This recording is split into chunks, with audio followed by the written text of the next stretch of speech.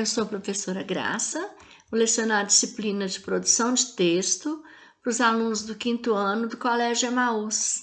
Olá, 5º ano, tudo bem com vocês?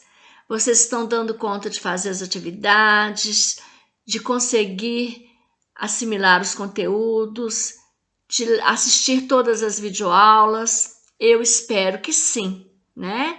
Nós vamos marcar um dia para a gente pegar os livros, para ver as produções de texto de vocês, ver como é que está sendo direitinho, se vocês estão entendendo, se estão fazendo direitinho, igual nós estamos sempre orientando por aqui. Hoje, nós vamos iniciar, como sempre, fazendo a correção da atividade que a gente deixou. Como é uma produção de texto, sempre o que a gente faz? A gente dá as orientações, né? Porque não tem como eu corrigir uma produção de texto de vocês por aqui. Por isso que a gente vai marcar um dia para pegar os livros, combinado? Então, não acumulem conteúdo para fazer, tá bom? Não acumulem atividades, não. Ponto de chegada. Chegou a hora de você produzir uma história em quadrinhos. Nós vimos, né, os HQs na última videoaula. O tema dela será adoção de animais abandonados. Nossa, deve ter ficado muito bacana. Você vai criar um HQ contando a história de um cãozinho ou um gatinho que foi abandonado mais tarde e adotado por uma criança e sua família. O objetivo da produção é entreter o leitor e fazê-lo refletir sobre o abandono de animais e adoção. Público-alvo, alunos da escola, amigos e familiares.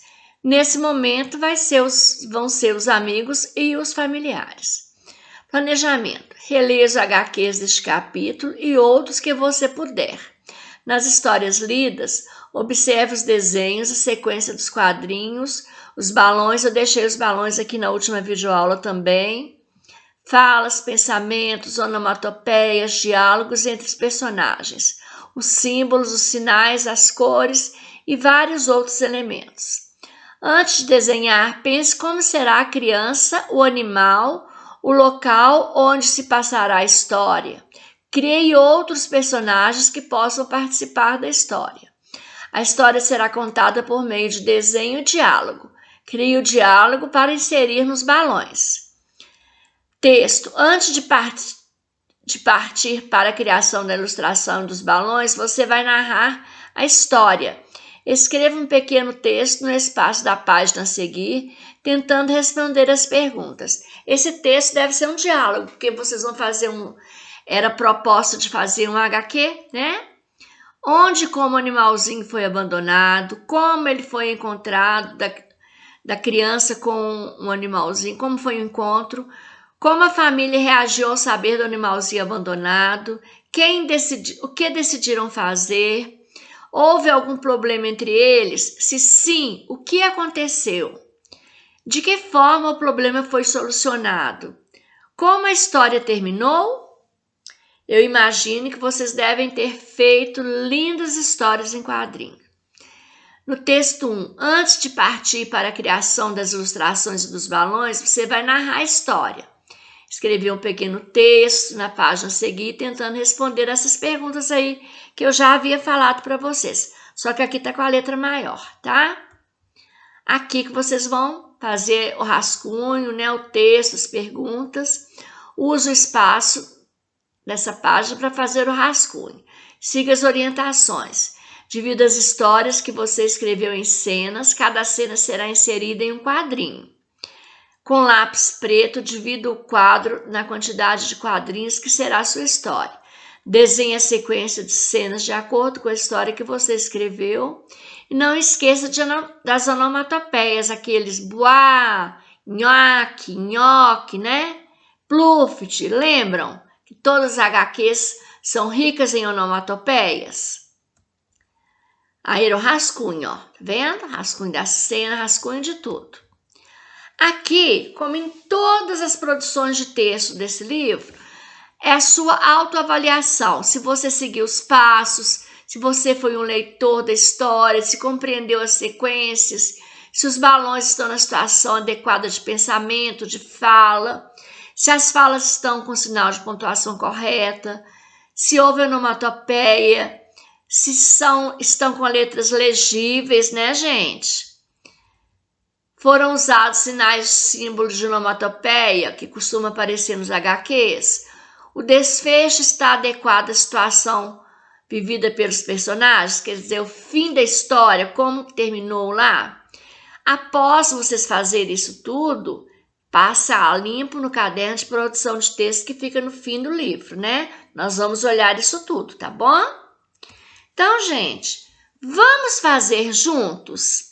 Se nós estivéssemos em sala de aula, né, faríamos juntos, porque cada um leria um parágrafo.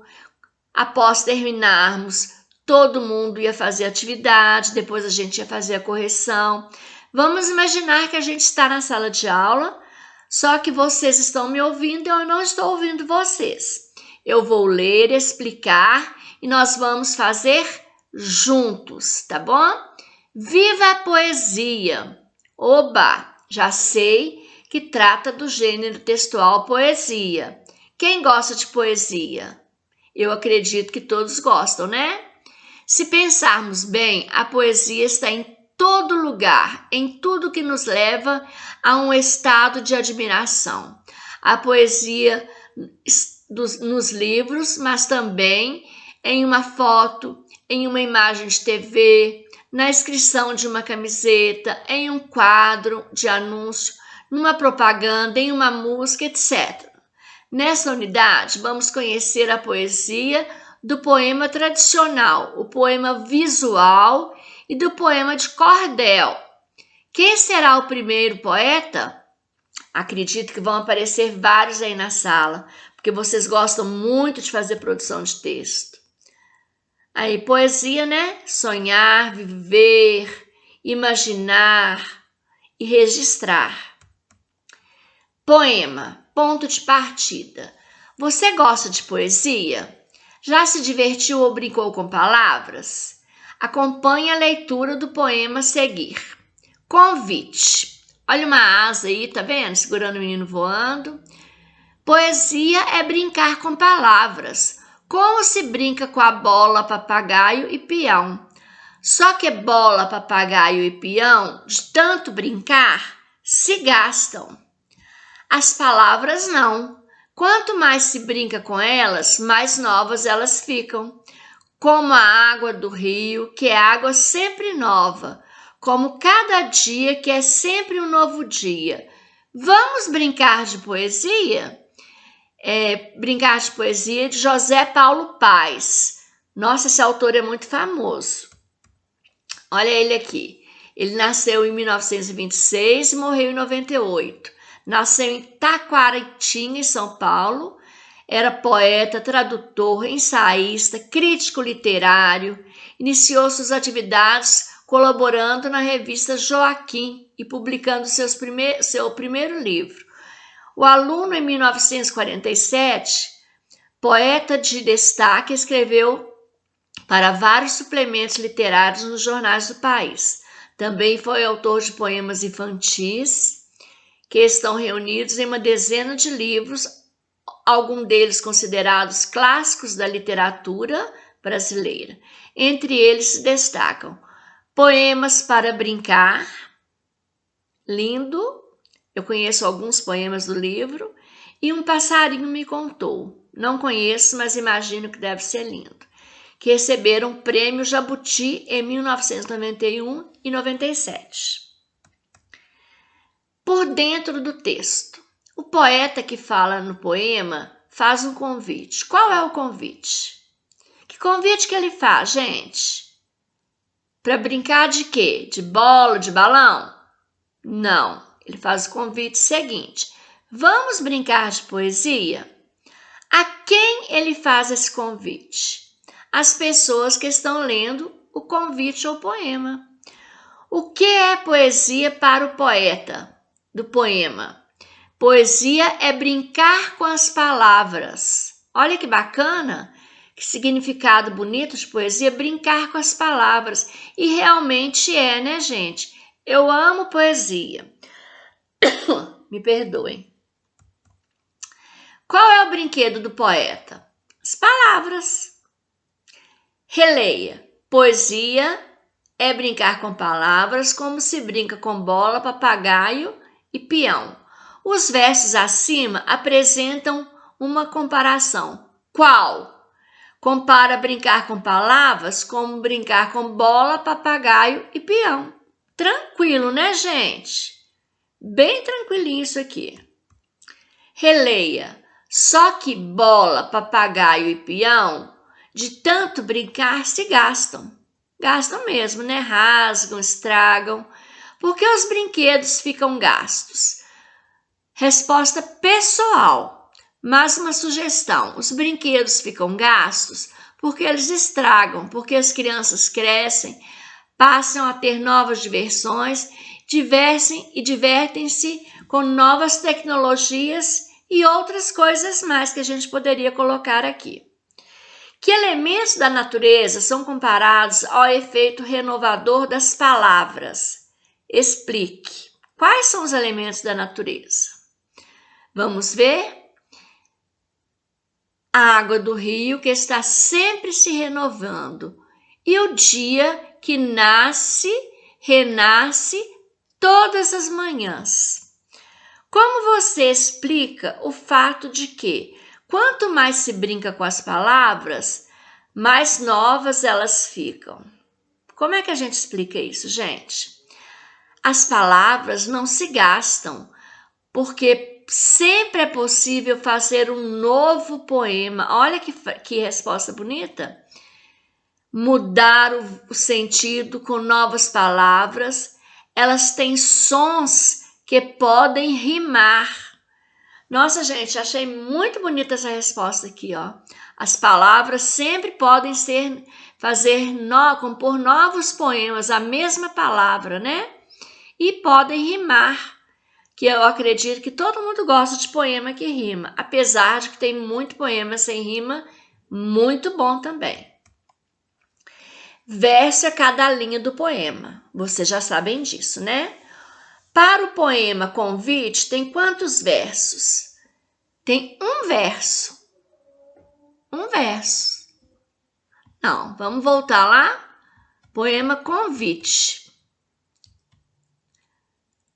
Ele não tem um verso, ele tem 1, 2, 3, 4, 5, 6, 7, 8. 9, 10, 11, 12, 13, 14, 15, 16, 17. Então, ele tem 17, esse número aqui é 7, ele tem 17 versos, 17 linhas. E tem 6 estrofes, que é o conjunto de versos. Poema, gente, é um texto literário que geralmente brinca com a sonoridade das palavras. Pode apresentar versos, estrofes e rimas. Cada linha do poema é um verso. É isso que eu estou falando aqui, que eu voltei lá no poema e fui contar. Um conjunto de versos chama-se estrofe. Rima é repetição de sons iguais ou parecidos em 2 ou mais palavras. Há versos que apresentam ritmo, mas não têm rimas. Isso que eu falei para vocês, existem muitos poemas que não possuem rimas. Gente, hoje nossa videoaula terminou por aqui. Nós já percebemos, né, que nós vamos ter gêneros textuais aí para frente, muito bacana de trabalhar. Poemas de cordel. Poema de cordel é excelente.